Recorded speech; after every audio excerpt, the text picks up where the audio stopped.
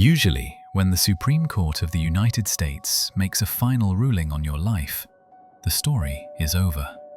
The dates are set, the cell is prepped, and the outcome is certain.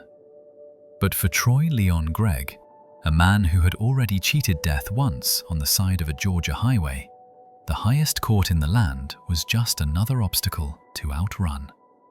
Today, we are looking at a case that remains one of the most bizarre sequences of events in the history of the American justice system. We're going to follow a hitchhiking trip that turned into a cold-blooded execution, a legal battle that literally reinstated the death penalty for the entire country, and a prison break so daring it seemed like a Hollywood script. But the real mystery isn't just how Troy Leon Gregg escaped a maximum security prison. It's what happened in the 6 hours after he left, the fate of the 3 men who ran with him, and the final, strange reason why the man who killed him walked away a free man. It was November 21st, 1973.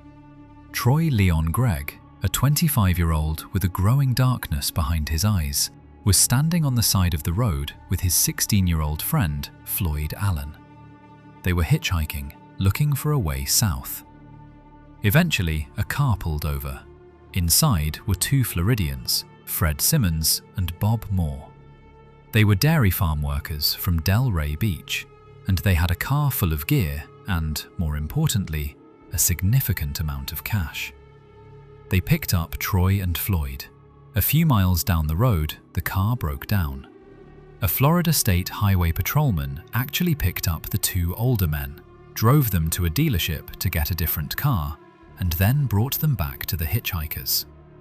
The 4 of them kept moving. At one point, they picked up a 3rd hitchhiker named Dennis Weaver. Dennis sat in the back, watching the group.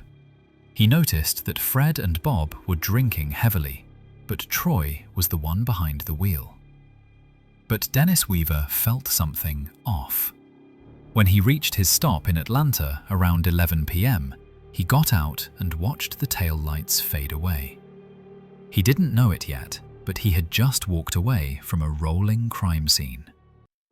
Further into Georgia, near the junction of I-85 and Highway 20, Troy pulled the car over.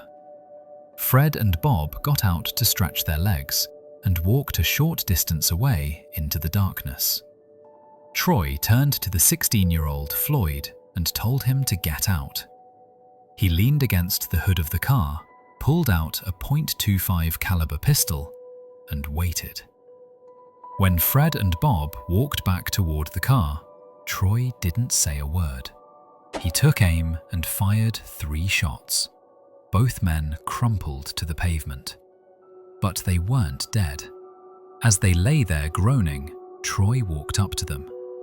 He stood over them and fired once more into each of their heads. He then rolled their bodies into a concrete drainage ditch, reached into their pockets, and took their money. Then he got back in the car and drove off. Troy appealed his case all the way to the Supreme Court, but the court ruled 7-2 that the death penalty was constitutional. By July 28, 1980, Troy was on death row, scheduled to die the very next day. But Troy wasn't planning on dying in a chair. He and 3 other inmates, Timothy McCorkadale, Johnny L. Johnson, and David Jarrell, had been planning for months. They convinced a guard to let them make a mold of his badge. Using a J.C. Penney catalog, they ordered pajamas that matched the guard uniforms. They sawed through the bars of their cells with blades smuggled in a radio and used bed sheets as a rope to climb out a window. Dressed in fake uniforms and homemade badges, they walked right past the security checks. They hopped into a 1974 Plymouth Fury left in the parking lot and drove away. They had a 4-hour head start. The fugitives made it to North Carolina. They headed to a house owned by outlaw biker gang member William Chains Flamont.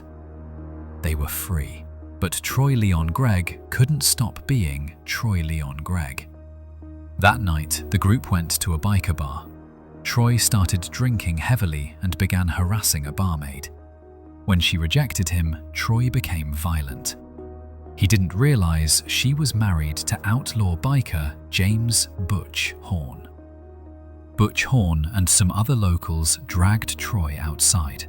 They beat him until his body was unrecognizable, stomping on his chest, head, and throat. They then dumped him in a lake. While Troy was being beaten to death, the other 3 escapees, McCorkadale, Johnson, and Jarrell, stayed back at the rented house. But their freedom was short-lived. Police located the house and surrounded it. The 3 men refused to come out, so the police decided to tear gas the building. In the midst of the smoke and chaos, the men surrendered. They were rearrested on the spot. It was only after they were in custody that the police learned about Troy's fate. Swimmers found Troy's body floating in the lake the next morning. He had died from suffocation due to blows to the throat. Police quickly arrested Butch Horn and charged him with murder. Another outlaw member, named Ronald "Spider" Burr, even testified in court that he saw Horn and McCorkadale beating Troy. But in a final, baffling twist of the legal system, the judge ruled there was insufficient evidence to try Horn for murder.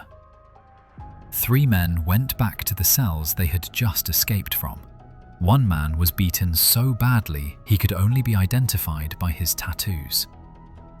Troy Leon Gregg had escaped the electric chair by less than 24 hours, only to meet a far more violent end at the hands of the very people he tried to hide among. No one was ever convicted for his murder. He slipped through the fingers of justice, only to meet his demise exactly when his past caught up with him. Do you think the judge made the right call on Butch Horn, or did Troy just meet a different kind of street justice? Let me know in the comments.